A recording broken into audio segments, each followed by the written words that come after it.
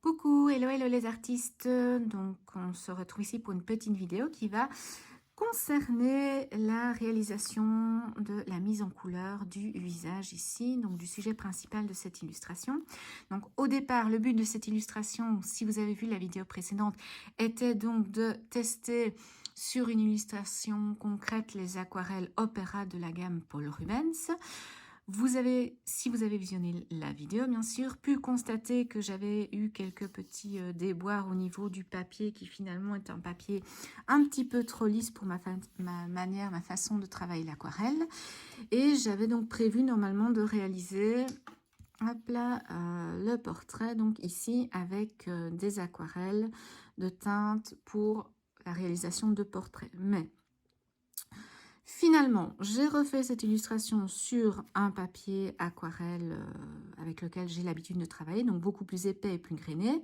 Donc ça, ce sera le sujet d'une autre vidéo que vous pourrez aller consulter donc sur ma chaîne YouTube pour appliquer ici l'aquarelle avec les teintes vraiment portrait.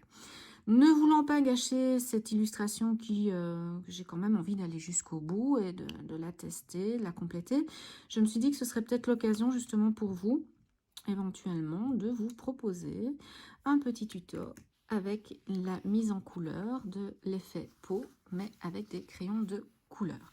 Donc ici, il s'agit des crayons de couleur de la gamme Chromaflow de Derwent. Donc désolé pour les reflets, voilà. Je les ai déjà utilisés sur d'autres illustrations, j'ai pu constater que ça fonctionnait très bien. Et donc pour ce faire, je me suis dit que j'allais vous montrer un petit peu comment ça pouvait fonctionner avec donc justement la colo portrait de crayon de couleur.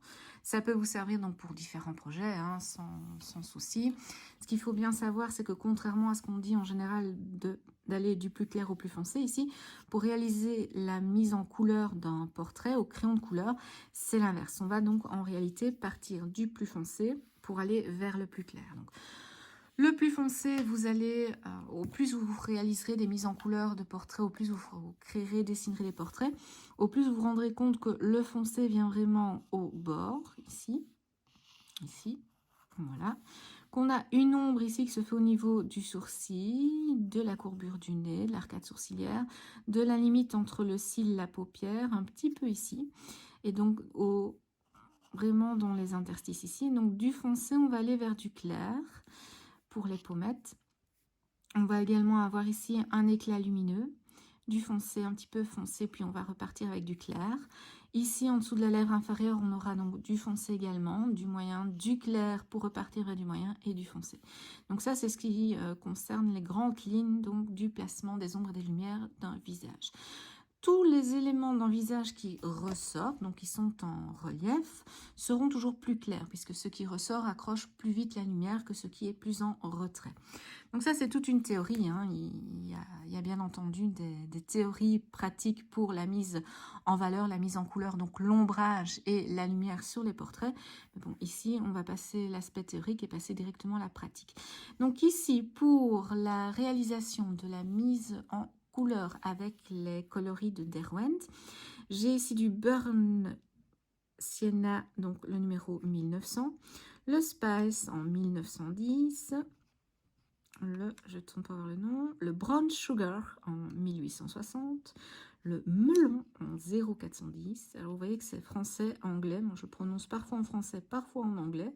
Le Peach Sand 1870, le Parmesan, oui, 0020 et le White en 2400. Le Parmesan est facultatif, c'est ce qui permet de faire un petit fondu entre cette couleur-ci et celle-ci. Vous pouvez aussi, si vous le désirez, utiliser à la place du parmesan le salmon 0700 ou bien les deux. Ça va vraiment être un petit peu en fonction de vos affinités personnelles. Donc, on y va. Je commence avec mon plus foncé. Alors, à bien noter que pour ce genre de réalisation, il faut toujours avoir une belle mine, une belle pointe à son crayon. Je ne le répéterai pas assez, entre autres, à mes élèves, c'est que pour avoir une mise en couleur de qualité, il faut un crayon qui soit bien pointu. Parce que si vous partez déjà ici pour faire des éléments, donc des détails, des emplacements qui sont déjà très fins, si vous partez avec un crayon qui est émoussé, donc je vais en prendre un ici pour vous montrer, enfin émoussé, donc la pointe a disparu dans ce style-ci, vous n'arriverez pas à avoir quelque chose de précis. Donc ça, il faut bien vous dire qu'à un moment ou à un autre, les crayons, il faut les tailler. Que oui, ils vont rapetissir, mais que heureusement, c'est le type de crayons de haut de gamme qui sont tout à fait, qu'on peut tout à fait acquérir à la pièce. Donc ça, il n'y a pas de souci. Par après, vous pouvez vous compléter votre boîte. Et il y a toujours donc les systèmes d'extension des crayons si jamais. Donc voilà, on va se retrouver au fur et à mesure des étapes. Donc ici, je vais bien entendu faire un petit accéléré, puisque sinon, ça risque de prendre vraiment très longtemps dans la vidéo. Et on se retrouve après, donc quand la colorisation sera terminée.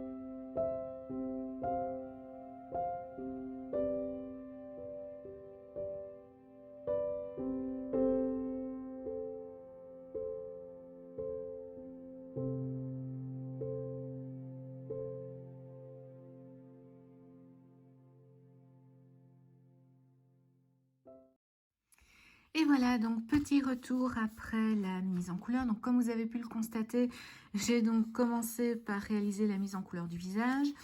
Puis ensuite, donc je ne me suis pas arrêtée, j'ai continué sur ma lancée, j'ai réalisé donc la colorisation des cheveux. Donc ça pour les cheveux, ici j'ai utilisé le crayon, donc le noir, le Black 2300. Ensuite, pour donner un petit reflet légèrement bleuté, j'ai utilisé le... attendez, le bleu, c'était celui-là. Le Slate Grey 21 septembre. Donc, il y a un léger reflet bleuté. Et donc, le Carbone Grey, ensuite, donc pour éclaircir. Et pour finalement faire les touches lumineuses, le White en 2400.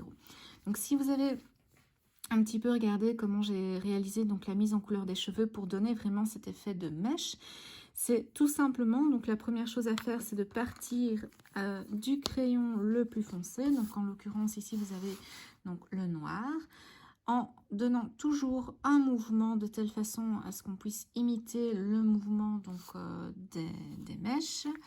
Après quoi, donc le gris avec ce petit reflet bleuté. Pour ensuite, donc on part du noir comme ceci, puis le reflet gris bleuté. Et ensuite avec le gris. Et puis en dernier lieu, donc les haut avec du blanc pour vraiment venir accrocher la lumière et avoir des éclats lumineux. Pour ne pas m'arrêter en bon chemin, en bonne voie, j'ai donc réalisé la mise en couleur des yeux avec donc les cils au-dessus. Ah oui, les sourcils parce qu'il n'y a rien à faire. À un moment, les sourcils, quand j'ai fait la colorisation du visage, il fallait que je passe aux sourcils pour avoir la transition entre les cheveux, la peau, les sourcils pour pouvoir placer. Parce que quand je n'ai pas les sourcils placés, il n'y a rien à faire, ça me perturbe un peu. J'aime bien avoir la zone qui soit délimitée.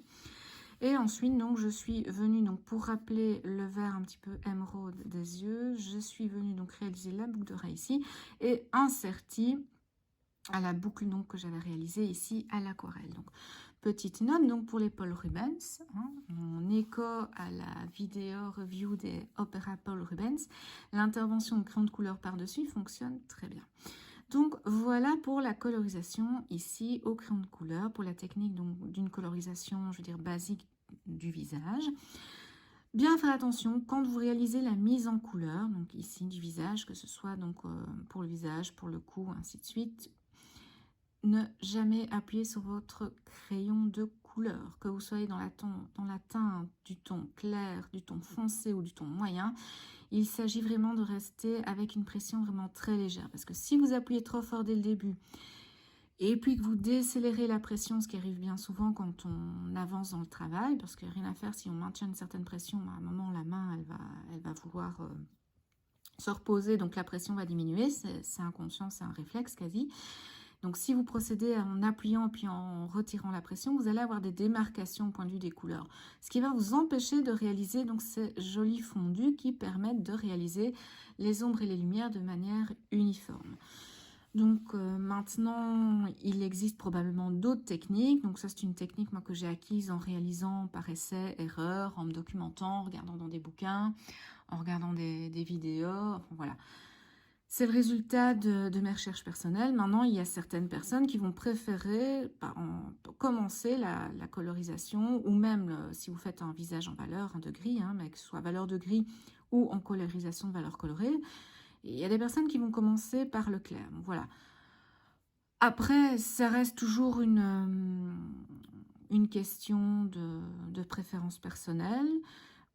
En ce qui me concerne, pour la couleur, je vais du plus foncé vers le plus clair.